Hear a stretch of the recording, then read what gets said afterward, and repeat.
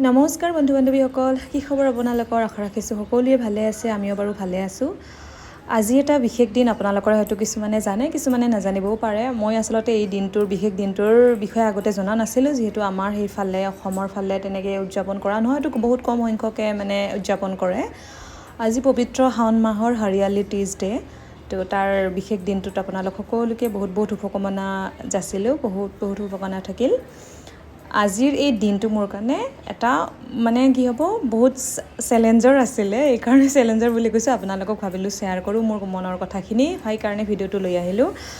এইকাৰণে চেলেঞ্জিং বুলি কৈছোঁ, কাৰণ কেইদিনমান আগতে কি কৰিলে, আমাৰ ইয়াতে কেম্পাছত মেডামে মিটিং দিলে। মিটিঙত আমি গ'লোঁ, যোৱাৰ পিছত কি কৰিলে যে এনেকুৱা 27 তাৰিখে হৰিয়ালি টিজ ডে' উদযাপন কৰা হ'ব।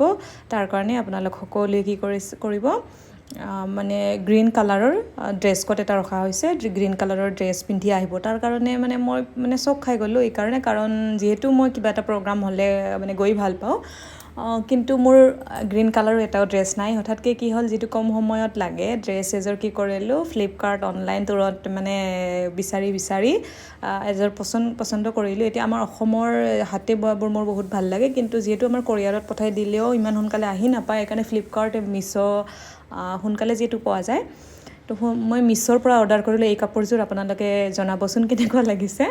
কিন্তু এটা চেলেঞ্জিঙৰ কথা এইকাৰণে ক'লোঁ, কাৰণ কাপোৰযোৰটো ল'লোঁ, অৰ্ডাৰ কৰি আনিলোঁ, সেইটো ঠিকে, কিন্তু কি হ'ল মেচিন নাই।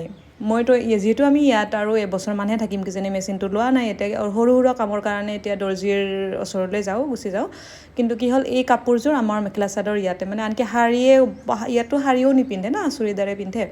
তো শাৰীয়ে হয়তো কিছুমানে চিলাব নাজানে, আৰু মেখেলা চাদৰ ক'ত জানিব, বুজাই দিলেও নাজানে। তাৰ কাৰণে মোৰ চেলেঞ্জ হৈ গ'ল যে মই এইযোৰ কিবাকৈ হ'লেও পিন্ধিব লাগিব। তাৰপিছত কি কৰিলোঁ, ডিচাইড কৰিলোঁ যে হাতে চিলাম। আচলতে মোৰ অকলৰে এই সমস্যাটো হোৱা নাই, আমাৰ পদুমী বাইদেউ, তাইৰ আৰু মোৰ দুইজনেৰে একে অৱস্থা হ'ল। তাৰপিছত দুইজনে ডিচাইড কৰিলোঁ, নাই আমি হাতেৰে হ'লেও চিলাব লাগিব। ফাৰ্ষ্ট টাইম মই ফল্ছ হাতেৰে লগাইছোঁ।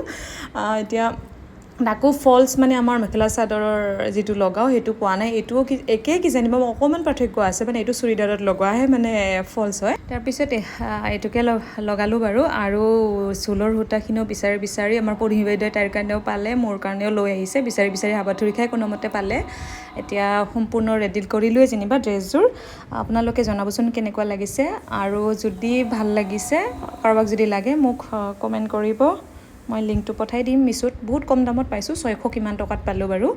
আৰু লগতে আজিৰ অনুষ্ঠানটো চাওঁচোন, আপোনালোকক দেখাব পাৰোঁ নে নাই, কেনেকৈ উদযাপন কৰে। মোৰ ফাৰ্ষ্ট অভিজ্ঞতা, ভাল লাগিব নিশ্চয়। আৰু লগতে আমাৰ পৰম্পৰাগত, আমাৰ নহয়, যিকোনো প্ৰত্যেকখন ৰাজ্যৰে নিজৰ নিজৰ ট্ৰেডিশ্যনেল কিবা ডিছ থাকিলে বনাই লৈ যাব কৈছে। চাওঁচোন কি বনাই লৈ যাব পাৰোঁ, আৰু যদি বনাওঁ আপোনালোকক নিশ্চয় দেখাম।